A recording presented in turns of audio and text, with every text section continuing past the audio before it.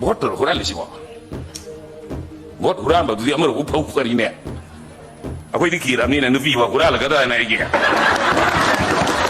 kan bi roma yamna aina hayan bino congress na hayan gano you think our praja na kan biyo manipur ki praja na khalo bharat ki praja na khalo akwai bharat tan mai fa la khabra ai bharat tan mai fa ba la ko di lai na koi puna man khangai bharat ai na tongan ba lam ma leiba na te ba what is bharat what is india india have the kashmir dagi Kanyakumari gujarat dagi manipur swaida lady ji bharat kawi bharat ki pradhan mantri du shri narendra modi kawi narendra modi du bharat ki saru koi manipur da sahi ahum changna manipur ki praja na mai sak na ngasi miyam thina wari se da lakani la oi no khanari hai sine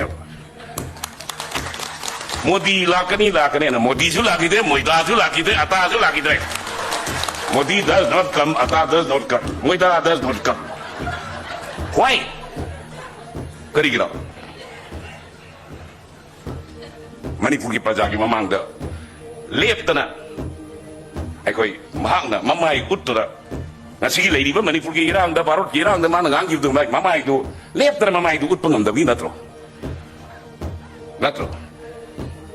aduna akoi handaki kari operation sindur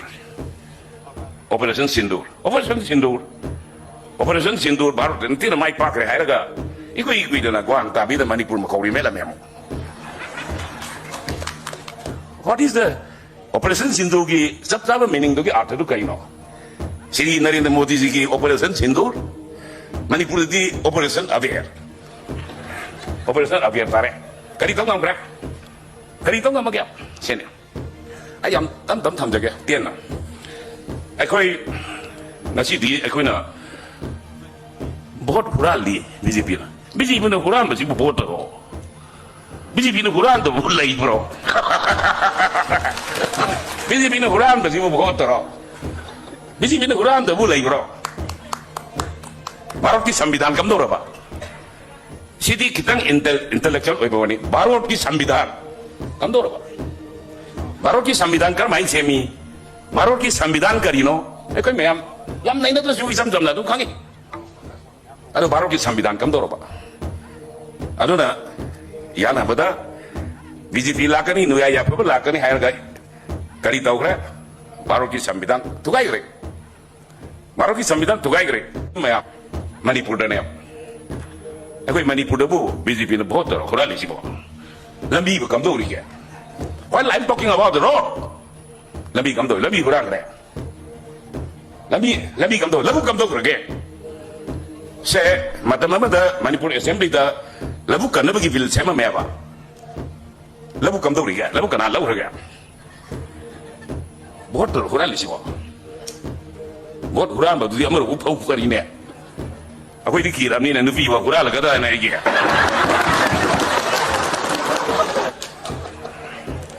शेने अदुना Manipur दा हजकी वाफम जे आई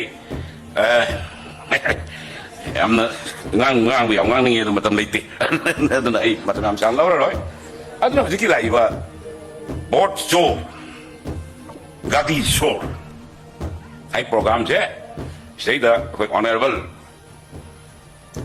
BJP ki chief minister remember CDP re na noma samaro gi meeting am da man hayo ai mon da MLA kuntani thoi khak ti ka halo Manipur से सना लेबाक वतन गया ना सना लेबाक वो लेने कू लेबाक नहीं इतना कू मणिपुर से कू लेबाक ना था सना लेबाक ना सीबो सीबो सना लेबाक लो बिकी आई बिदा सना कुंठा नहीं थोय अंतों तो सना का कहीं ममिंग लोई ना नवजी इन तौर अभी अरलगी सना मैम दुबू सगत पर लुफा एमएलए खरा यौचंगरे सना लुफा की नता मी यांखई मंगा लेबा अदुगुंबा गवर्नमेंट अमा अदुगुंबा सासोन अमा मदुगी मकुतना तो ngasi अखन खुंताई से Chahi tari putai se sana ga paga le banga putai na to. Kanai dai to no. Kana ki dai to no. Whose responsibility is this? Dai to si kana ki no. Isn't that the BJP? BJP na to. Bharot ki BJP na to. Shri Narendra Modi na to. Amit Shah na to. JP Nadar na to. Adu na try ba. Akoy hujiki sidabu akoy Manipur si hujiki kari lairi kya. Mayam nadi Congress sa sason pai ba ga na hai de Congress sa sason pai ra ko Manipur si kari lairam ki dong khang de nai de. Kari lairam. Kari lairam ki de. Sini aduna aina ngasai bot huram ba hai sida mayam khang re. Sambidan tugai re. Sambaro ki sambidan leibak ama ngak kanda leibak tunggak pagi law do bukok do supreme law of the country madu constitution kau madu ngak ka bai fie pa ni ai na ya ma te madu to hoi do por ri madu thugai kre baro to thugai kre madu congress party na akoi sambidan ba chaw wen swai gi lat na baro punamak nin gai akoi gi campaign do re ado Manipur di kam do Manipur ki election 2022 the Pangtoki. By Pangtoki by election to the Honorable Home Minister Shri Amit Shah. Once during the election he visited Churampur. We remember when in Changyam, Arumana. Code of conduct Chatnadana, Nambi Sembe Adre, Tong Sabe Adre, Haiduda. Luvakarur Taram de Taram Marida, oftenly Churampurgi. Come to the pyramid. I think phrase will remember it. I think we could remember it. Koi ni chandra. Ya our home minister already koro kundaka khang de sambidan khang de aina tawraga loire.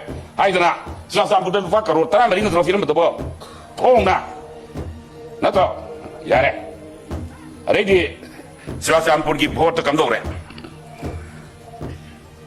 Kari EVM sim da WhatsApp thar me to. I don't think so.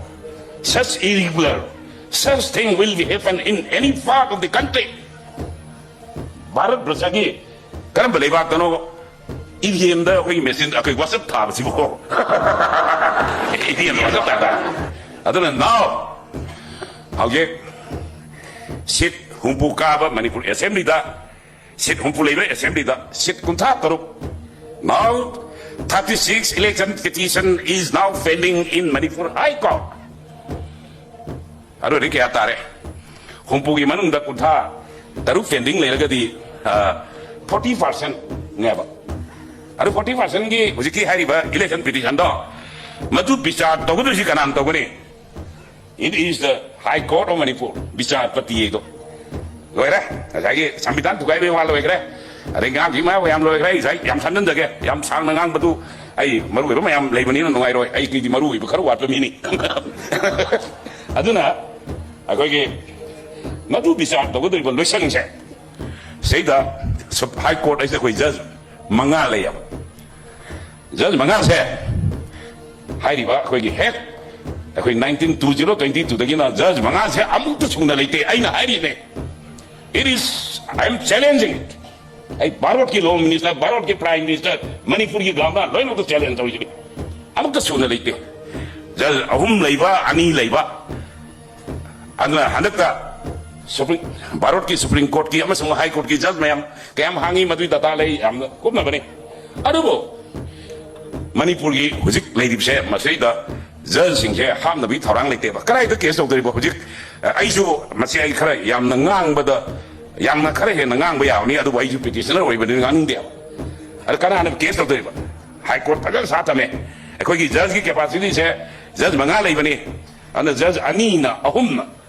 Ada judge tariap ka lain apa ki proposal ni apa? Ada betul ke?